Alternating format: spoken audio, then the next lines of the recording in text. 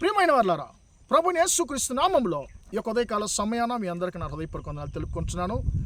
అందరూ మీరు సంతోషంగా ఉన్నారని నమ్ముచున్నాను. ప్రియులారా, 1 కొరింథీ పత్రిక 2వ అధ్యాయము 9-10 వచనాలు ఇలా సెలవిస్తున్నాయి.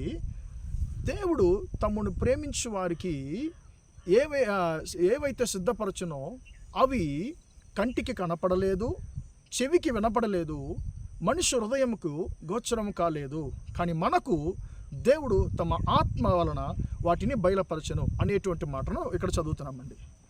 ప్రియులారా, ఈ యొక్క లోకంలో ఒక మనిషిని ఇంకొక మనిషి ప్రేమించినప్పుడు అంటే ఇతను నన్ను ప్రేమిస్తున్నాడు, ఈయన నన్ను గౌరవిస్తున్నాడు అని చెప్పి ఆ మనిషి సగం మనిషికి కొన్ని సహాయాలు చేస్తాడండి.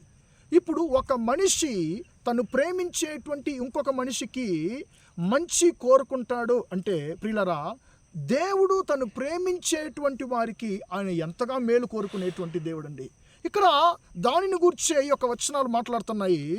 దేవుణ్ణి ఎవరైతే ప్రేమిస్తున్నారో వారికి దేవుడు సిద్ధపరచినటువంటి శ్రేష్టమైనటువంటి ఆశీర్వాదాలను మనిషి కళ్ళు చూడలేదు, మనుషుల యొక్క చెవులు వినలేదు, మనిషి యొక్క హృదయంకు అవి గోచరం కాలేదు అనేటువంటి మాటను ఇక్కడ చూస్తున్నామండి. ప్రియులారా, దేవునిని ప్రేమించేటువంటి వ్యక్తి అతడు ఎలాంటి పరిస్థితుల్లో ఉన్నా కూడా, అతడు ఎలాంటి దిగజారిపోయిన పరిస్థితుల్లో, హీన పరిస్థితుల్లో అతడు ఉన్నా కూడా ఆ వ్యక్తి దేవుణ్ణి ప్రేమించినప్పుడు ఆయనకు దేవుడు శ్రేష్టమైనటువంటి ఆశీర్వాదాలు దయచేస్తారని చెప్పి వాక్యం సెలవిస్తుంది. ఉదాహరణకి మనము దావీదు భక్తుడు మనం చూసినట్లయితే ప్రియులారా, దావీదు భక్తుడు దేవుణ్ణి ఎక్కువగా ఆయన ప్రేమించినటువంటి ఒక వ్యక్తిగా ఉన్నాడు. కీర్తన గ్రంథము 18వ కీర్తన 1వ వచనంలోనే ఆయన అంటున్నాడు, అయ్యా నేను నిన్ను ప్రేమిస్తున్నాను అని చెప్పి ఆయన దేవుని వైపు చూసి అనేటువంటి దాన్ని మనం చూస్తున్నామండి. దావీదు భక్తుడు దేవుని ఎక్కువగా ప్రేమించినటువంటి ఒక వ్యక్తి. ఆయన సంతోషంగా ఉన్నా దేవుణ్ణి స్తుతిస్తాడు, దుఃఖంగా ఉన్నా దేవుని స్తుతిస్తాడు, ఆయన జీవితంలో మోసం కలిగినా దేవుని స్తుతిస్తాడు. ప్రియులారా, అలాగా దేవుని స్తుతించడానికి కారణం ఏంటంటే దేవుని మీద దావీదుకు ఉన్నటువంటి ప్రేమ. ప్రియులారా, ఆయన యొక్క తండ్రి వారి యొక్క ఇంటి వారులు దావీదుని ఏం చేశారంటే ప్రియులారా, ఆయన గొర్రెలు కాయడానికి మాత్రమే అతను ఉపయోగపడతాడని చెప్పి ఆయన గొర్రెలు కాయడానికి ఆయన పంపించేశారండి. కానీ దావీదు యొక్క సహోదరులు ముగ్గురు వాళ్ళు యుద్ధ సైన్యంలో ఉన్నారు, యుద్ధ శూరులుగా ఉన్నారు. కానీ తన యొక్క తండ్రికి 8వ కుమారుడైనటువంటి దావీదు గొర్రెలు కాస్తున్నాడు.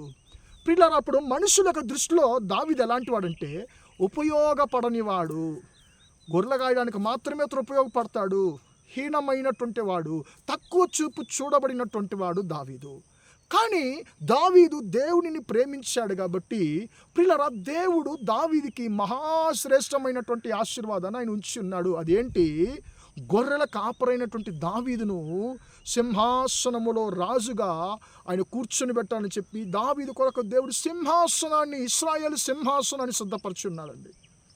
భవిష్యత్తులో గొర్రెల కాపరైనటువంటి దావీదు రాజుగా హెచ్చించబడింది మనం చూస్తున్నాము.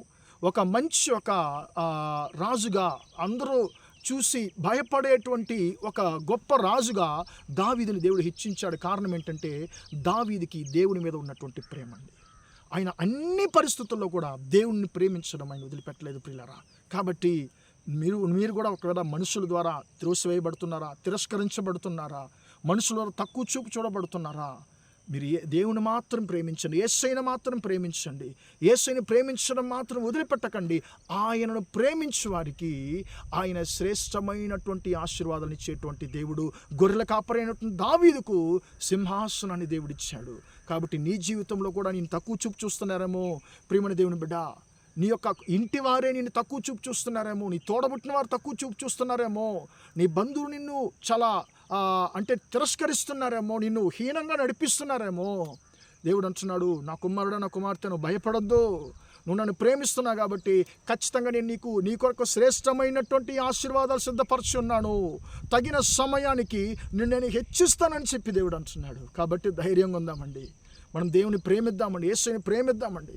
యేసయ్య మీద ఉన్న ప్రేమను మాత్రం వదిలిపెట్టకుండా ఉందాము. ఖచ్చితంగా ఆయన మనల్ని దీవించేటువంటి దేవుడిగా ఉంటున్నాడు. ప్రార్థన చేద్దామా? ప్రేమగల మా తండ్రి, దయగల దేవ, ఇంతవరకు ఈ మాటలు విన్న మీ బిడ్డలు మీరు దీవించండి, ఆశీర్వదించండి. దేవుడు తను ప్రేమించు వారికి ఏవైతే సిద్ధపరచునో అవి కంటికి కనపడలేదు, చెవుకు వినపడలేదు, మనుషుల హృదయానికి గోచరం కాలేదనే మాట ప్రకారం తండ్రి యేసయ్యా స్తోత్రం. మీరు మా కొరకు సిద్ధపరచినటువంటి, నిన్ను ప్రేమించే వారి కొరకు సిద్ధపరచినటువంటి తండ్రి ఆశీర్వాదాలు అతి శ్రేష్టమైనవని చెప్పి తండ్రి దావీదు జీవితం ద్వారా మేము తెలుసుకుంటున్నాము. మా సహోదర సహోదరులు తండ్రి మనుషుల ద్వారా తక్కువ చూపు చూడబడుతున్నారేమో తండ్రి, హీనంగా నడిపించబడుతున్నారేమో, బాధపరచబడుతున్నారేమో తండ్రి, వారి యొక్క జీవితంలో నేను వారు ప్రేమిస్తున్నారు కాబట్టి తండ్రి వారిని హెచ్చించమని ప్రార్థిస్తున్నాను. ఈ రోజంతా కూడా మా సహోదర సహోదరులు చేసేటువంటి అన్ని విషయాల్లో మీ హస్తము తోడుండి వారికి జయాన్ని కలుగజేయమని యేసు నామములో ప్రార్థిస్తున్నాను తండ్రి. ఆమేన్ ఆమేన్. ప్రియలారా, దేవుడు దీవించి ఆశీర్వదించును గాక. Praise the lord.